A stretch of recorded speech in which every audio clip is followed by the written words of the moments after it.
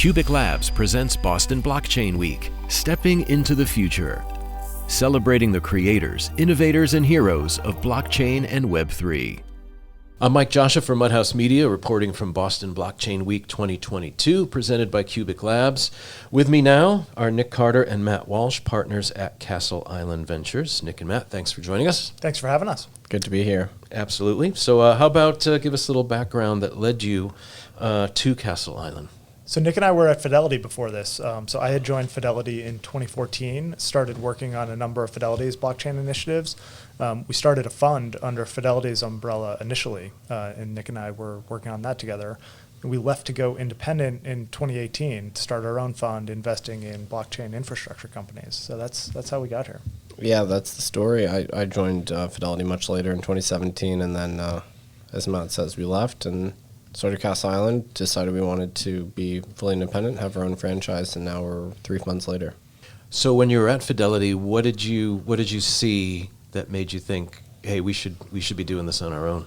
Fidelity was just an unbelievable place to work. We really loved working there. Back in 2014, the leadership at Fidelity was going through this multi-year planning exercise and looking at disruptive technologies that could change what Fidelity looked like 10 years in the future.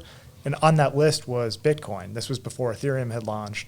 And the leadership was just very forward thinking. You know, it wasn't clear that Bitcoin was this digital gold speculative bet on the emergence of a non-sovereign currency. It was just an interesting technology back then that allowed for a peer-to-peer transfer of value. And so Abby and the senior team decided that merited some time and attention to just understand how it worked. And so we got to work on some of those projects, and that evolved over time. And I'd say our view on the industry started to evolve pretty significantly after Ethereum and other blockchains started to come out with more use cases for the technology. And so we really just started to see that there were some of the smartest people in the entire world starting businesses in this space, and saw that this was going to be the wave, the next wave of the internet, really. And so we started to get really excited about it. Yeah, I mean, Matt's being modest. Matt really pushed the agenda over there in terms of getting into crypto.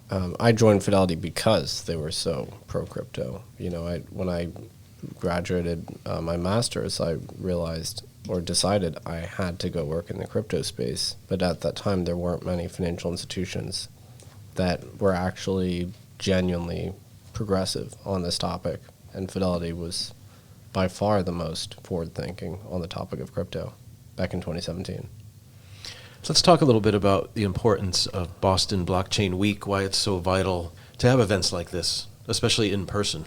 I think the big thing is education. And so if you look at this space, it's evolving so fast, it's almost impossible to keep up with it, even if you're full-time investing in the space. You almost have to pick a swim lane in terms of the types of businesses that you're interested in, types of things you'll do. But these events are great because it exposes a lot of the builders. It exposes the people that are building things on top of public blockchains. These are not just financial use cases of the technology. There's a plethora of other types of things that we're starting to see being built on top of public chains. And so to me, that's the most exciting part, is just meeting people in the flesh, understanding what they're building, talking about ideas, talking about the regulatory landscape, and really just pushing this industry forward that way. Yeah, this industry is so distributed and ethereal, and it's rare to meet in person. I think that's why the crypto industry has such an emphasis on physical conferences, and they come in waves. So, you know, for a long time during COVID, there was nothing, and then this year there's been a lot. It's important to meet, you know, your colleagues in the industry in person, and then also I think to demonstrate to regulators and policymakers that this is a real space, and with real entrepreneurs and real capital being put to work. We're constantly sort of engaged in this Cold War against policymakers as they seek to regulate the industry or marginalize it in a certain way. And so I think this is also a demonstration of intent. The other thing I'd say is that Boston has a real leadership potential here, if you look at what's going on. And so a lot of this innovation has been happening at places like MIT through the Digital Currency Initiative. Some of the foremost open source developers in the entire world live here and are employed by MIT or affiliated entities. You have stalwart companies in the industry like Circle, you have Fidelity here, you have State Street building out custody, Flipside Crypto, Coinmetrics. The startup scene is very, very vibrant.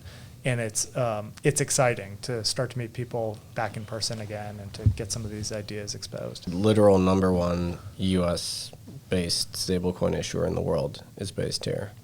The most active asset manager traditional asset manager in crypto is here in Boston. So Boston has a real role to play in the industry. Let's talk a bit about maybe some business leaders that are still hesitant to jump in with blockchain. Just what would you say to them, or how would you get them involved to take another look? Look, this is happening whether or not you want to be out there publicly supportive of this or not. Ultimately, there are a lot of use cases for the technology. So for something like Bitcoin or Ethereum, what's really driving that forward, at least in the financial services space, is that people want exposure to this. People want to participate in this. And so you're seeing firms like Fidelity and State Street and Bank of New York Mellon get active. I'd imagine it's going to be really hard if you're a bank when all of your competitors are offering these things to not be offering them, and to have some of the smartest people in the world going to work for your competitors, building out solutions. So I think that will pull a lot of people in. The other thing that will pull a lot of people in is just all of the different use cases for blockchain. So who could have predicted NFTs 5 years ago? And now you're having Nike and Adidas all launch these digital twin physical NFT things. And so there's no shortage of entrepreneurial action here. And the surface area for things that are possible to build is unlimited, really. And so everyone will be in it in the same way that in 1993, 1994, maybe you didn't have an internet strategy, but everyone ended up being on the internet, right? It was pervasive. Right. This is just the evolution of internet protocols when you think of it. Yeah, I mean, just if you work in the financial services space, literally just listen to your clients and end users and listen to what they want. And the institutions that we find that are the most forward-thinking are the ones that just spend time listening to their client requests. That was very much the case for Fidelity. That was the number one request made, was supporting crypto. And so it's sometimes just a matter of literally listening to what the market's telling you. This is kind of a loaded question, but what's the future of blockchain right now? Well, I think there's sort of three big thesis areas that are driving this space. One is the monetary use cases for blockchains. You're seeing an explosion of interest in non-sovereign value stores. You're seeing an explosion in things like stable coins, just moving fiat currencies. I think the second area that we see a ton of entrepreneurial activity is just financial services and all of the new types of things that you can build in a decentralized financial services stack. And then the third thing, I guess people call it Web3, but it's really just using a blockchain for non-financial use cases and community-owned software and things like NFTs. And so it's really, that's a huge category as well. And so, predicting that is hard.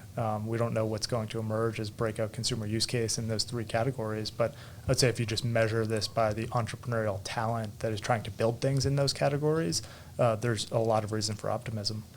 Yeah, I'll be, I guess, a little more specific. I mean, I think stablecoins and, large cap crypto assets like Bitcoin, Ethereum, plus the financial infrastructure that's built around them will challenge sovereign currencies, especially in emerging markets, as you have currency crises in these places.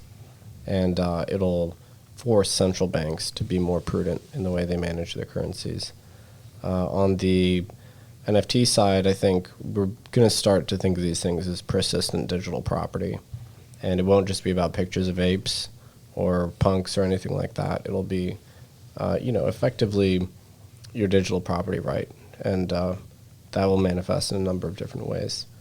I think you're going to see decentralized social networks and general internet communications infrastructure whereby end users have much more ownership over their identity on these platforms.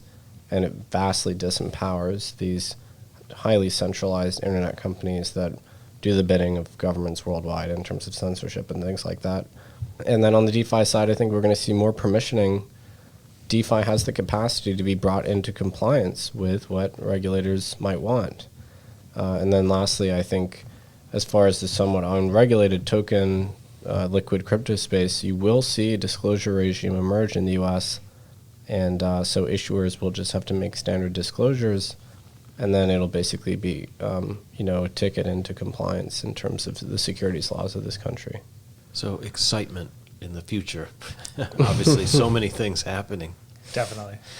Nick Carter and Matt Walsh, what's happening with Castle Island Ventures right now? Anything coming up that you're really excited about? Well, we're always busy. We're always looking to speak to interesting and exciting startups, deploying capital in the early stage space primarily. And we talk about this stuff every week. So On the Brink with Castle Island is our podcast. So we're speaking to entrepreneurs every week on that podcast, and we're talking about the week's top stories. Yeah, if you're a pre-seed, seed, or Series A startup in the crypto space, come and talk to us. Our website is castleisland.vc. That's castleisland.victorcharlie. All right, Nick and Matt, thank you so much. Thanks for having us. Thank you. For more on Boston Blockchain Week, go to bostonblockchainweek.com. For more about QUBIC Labs, go to qubiclabs.com.